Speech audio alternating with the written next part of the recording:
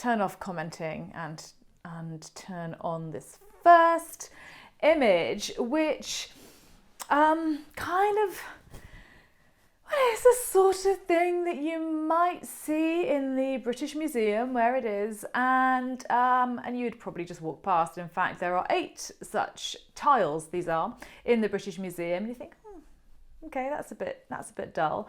But in fact, they're not dull at all. They're quite funny. They are called the Tring Tiles from the 14th century, found in a church in Hertfordshire. And they are stories of Jesus's life as a youth and as a child. So if you always wondered, as I'm sure many of you did, what Jesus was up to as a kid, this is going to let you know. It's going to shed some light on his exploits, and you might be shocked. In fact, you will be shocked because this tile. So you can see it's in 2 bits. We're going to go to the left-hand bit of the tile first, where you can see a sort of a guy right on the very far left with a big nose, kind of high-fiving this kid. We're going to ignore high five guy just for a moment because he actually comes later in the story, so it's quite a complex composition. But this kid that is on Jesus's back, you're like, oh, okay, so Jesus is playing with a friend and they're just larking about, and that's really nice. They're 2 young, normal boys having a little bit of fun. We know this is Jesus, by the way, because he's got a sort of a round thing around his head, so he's got a halo, so he's still holy.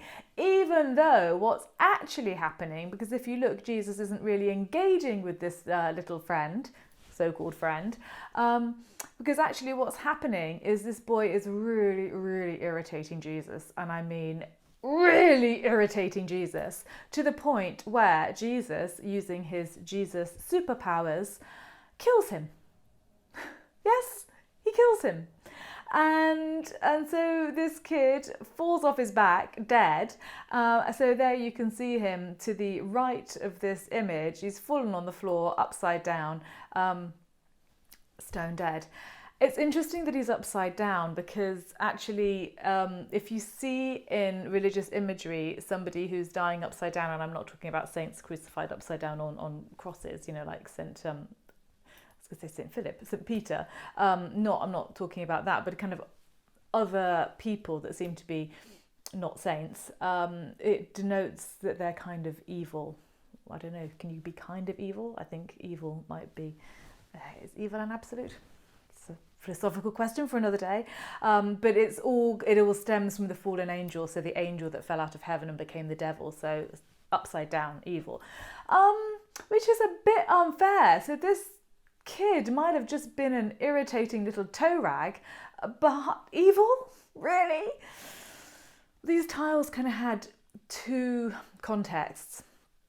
So the first context was to try and show Jesus as more human, rather hilariously. So they come from a scripture, not scripture at all, a manuscript from the 14th century, which was called something like the Sepra Supus or something. I'll put it up afterwards. It's not a well-known manuscript particularly because the stories, of course, are all apocryphal, so they've been gathered from Lord knows where. So obviously, so they've gone a bit too far. So they're trying to humanize Jesus, but seriously, did he do that? I don't think so. So all a bit. Someone got carried away there. But also these tiles, they're very anti-Semitic, and so kind of anyone who is so in opposition to Jesus and the Holy Family is depicted as a Jew, hence high five guy on the right hand side, on the left hand side here, the big nose, the kind of slightly weird popping eyes. We'll see some more in some later tiles. So all depicted as Jews, and it was completely fine to demonize the Jews at this time. In fact, it was kind of expected. Yes, Jesus was a Jew, but so unfortunate circumstances, but just letting you know the context. So Jesus obviously can't really, he's naughty, but he's not really. He definitely can't be called evil, and in fact, because he's kind of got these superpowers, he clearly does bring this child back to life. Well, not clearly, but he does. And this is the right hand side of the tile here. So I'm going to come back to High Five Guy, by the way. And so in this tile, what you can see is these two figures in the centre, again with these kind of slightly popping eyes, are the Jewish parents of this naughty, aggravating boy who's upset Jesus so much.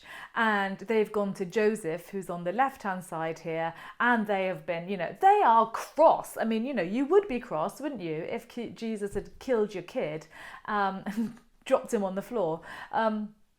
And so that, you need to control Jesus, he needs to go around blessing people, not killing them, he's got superpowers, but really he's out of control, this is not good enough. If you can't control him, you're all just going to have to leave.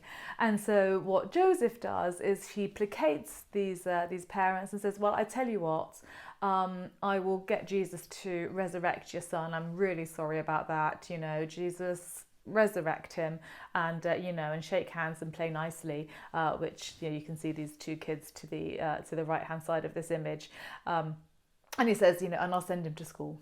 He'll go to school and he'll learn how to behave. And so then coming back, so this is actually kind of full circle. So the high five guy on the left is the school teacher, but he's obviously somehow in cahoots with the naughty boy, because they do seem to be, I don't know whether they're high-fiving, I don't know whether that was a thing in the 14th century, but they're definitely communicating somehow, aren't they? Something between them. There's something between them. So there's more of these tiles. I'm just going to show you a couple more. This one, and it's actually the right-hand side of this tile that I'm interested in here. The left-hand tile side is just wheat harvest, so kind of not so interesting. Well, it is, but not in this context. So this is another story. So Jesus again, sort of in the centre with the little halo, and then there are three parents again. These sort of caricatures of Jews, and then this sort of funny box thing on the right hand side. And what's happened here is that Jesus, as a kid, he's gone round and he's been knocking on his parents' doors just to ask if his friends can come out to play. So he's like, oh, hi, we used to do this, hi, can Beth come out to play, can Johnny come out to play, and kids would come out to play or not. So Jesus goes knocking on the doors, and the parents are like, well, come on, we saw what happened to that guy in the school, we're not letting Jesus play with our kids. And so they're saying, no, I'm really sorry, little Johnny isn't at home, Beth isn't at home, they definitely can't come out to play. But what they've done, what the parents have done, is they've hidden all of their kids in an oven, which is this thing that Jesus is pointing to. So Jesus, he kind of knows, because he's got superpowers, and he's like, okay, so what's in there? And the parents say, no, there's nothing in there. That's definitely not our children. It's like, oh, what is in there? And they say, no, that's just pigs. That's just pigs in the oven. In some versions of the stories, it's goats. And so Jesus, little rat bag, he turns their children into pigs or goats in the oven. So then they let them out, and then the parents are really cross with him again. It's like, you've turned our kids into pigs or goats. And Jesus is like, well, you wouldn't let me play with them. I'm like, yeah, really? How weird.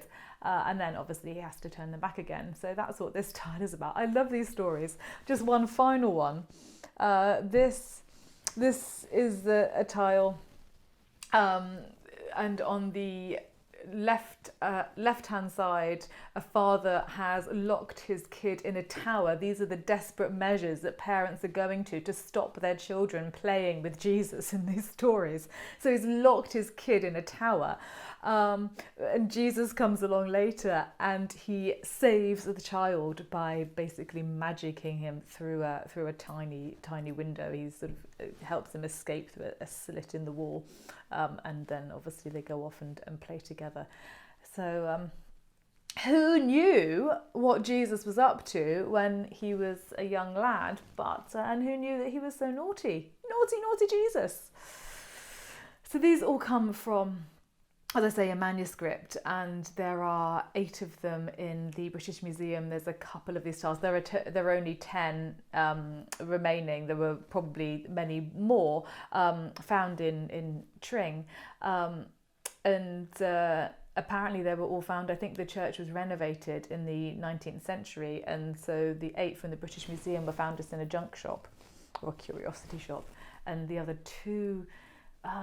I think the V&A bought them from a woman in Exeter who said that one of her ancestors had picked them out of the rubble from the church. So kind of, they might never have been found, but very funny. So now we come on to the picture that I put on stories. Dragons. Let's do some dragons. Oh my word, what is going on here? This is a painting by an artist called Reinhold Timms, not very well known. It's in Denmark. It dates to about 1611, 1612, so early 17th century. It's Greek mythology. Of course it is. You've got some weird stuff going on, dragons, people being killed, someone wearing a lion cloak to give him strength, to give him power. It's got to be Greek mythology. So this is, in fact, the story of Cadmus. And Cadmus is the founder of Thebes. Was the founder of Thebes. So Cadmus is the guy with the stick poking a dragon in its mouth. And the story goes that he was told by the oracle that he had to follow an ox to where the ox collapsed, and where the ox collapsed, he was to found a city.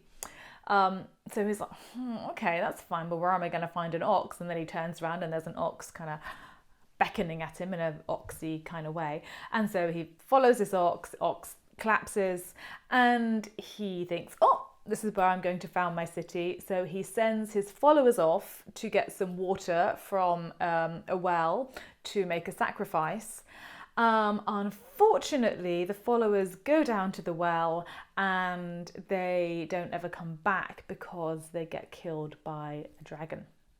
So this is kind of a bit of a conflation of the story. So part of this, so you can see the guy in the middle there has been killed by the dragon. He's possibly luckier than the guy to the right-hand side who is having his head bitten off by the dragon. One of the dragon's heads, the dragon's got 3 heads, so Cadmus is poking a stick in one. I'll come on to that in a second. Another one is biting off a man's head, and the top head of the dragon is actually having a go at me by the looks of things. It's snapping at me, snapping at my chest. It's quite disturbing.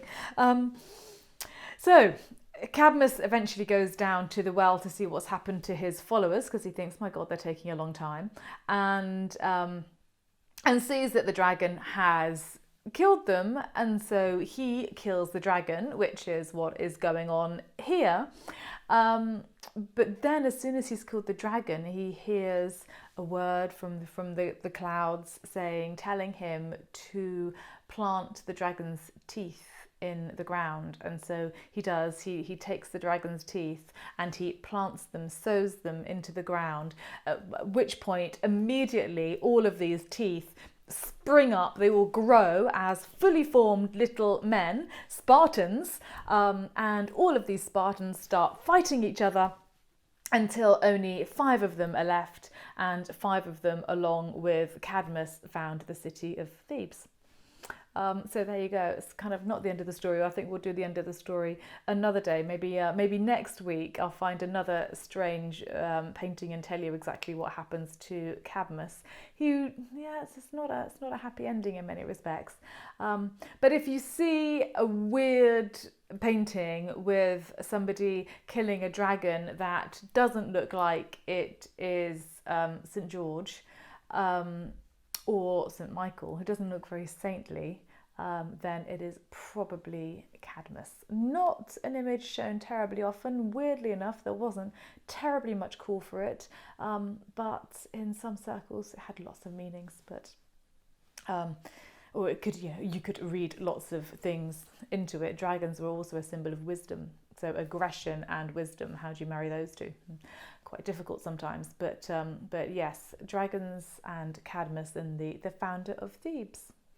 And he's had a good go, that dragon, hasn't he? Look, skulls, bones, rib cages, or rib cage, singular. Coming to the end of its reign though, here, because Cadmus does kill it. Okay, to round off, do you remember this picture? Of course you do. This picture has become famous in terms of Beyond the Palette and Elevenses and weird paintings. Okay, so this is from a 13th century medical journal, if you recall, and we think that this guy has a swollen scrotum. Either that or he's very blessed, isn't he? Well, imagine my surprise and delight when I found this one. So there are more of them. I'm going to have a proper good look now. I didn't have a chance, but yes, I stumbled upon this and I let out a little squeal. I'm not going to lie. I was delighted. So here he is, showing off his ailments again. It's a good job we know this is from a medical journal. So it's from a 13th century medical journal. It's in France. But yeah, I mean. Clearly, the first one wasn't quite enough, so I'm a little bit trepidatious as to what I might find next. But I hope there's more, don't you? I do hope there's more. I'm quite fond of this little fellow now, and his poor swollen scrotum. On that note, I'm going to turn the pictures off, and I'm going to turn commenting back on, and you can let me know what you think.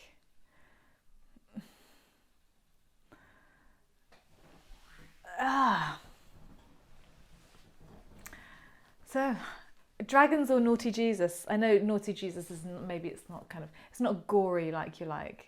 But I wanted to include naughty Jesus because who knew that he actually was? No one wanted their kids to play with him. Who knew? Any questions, or just hang around for a while? Otherwise, I'm going to wish you a very happy day on these crazy notes. Oh, thanks, Nikki. Thank you, Nikki. Someone asked me once, not once, the other day, where I found all this stuff from. Play with him.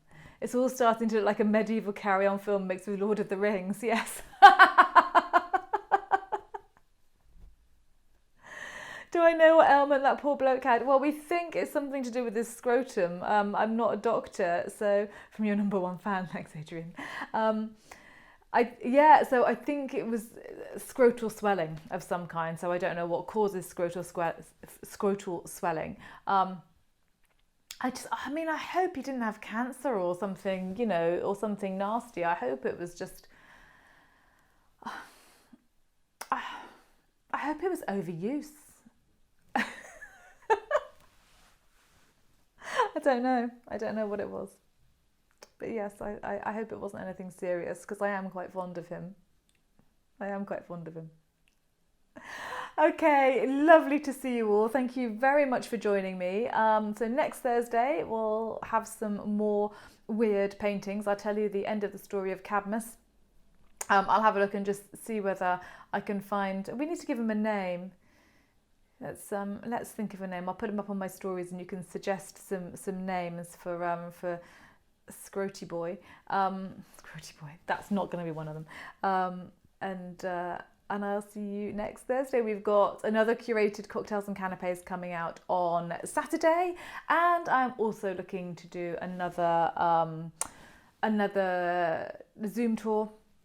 So look out for details of that. So lots of things going on as ever. Thank you for joining me. Have a great day, everybody. Have a great weekend. I'll see you soon. Ball Boy. Maybe he's called Ball Boy. I like that. Maybe. On that note, have a good day, everyone. Bye. Thanks for joining.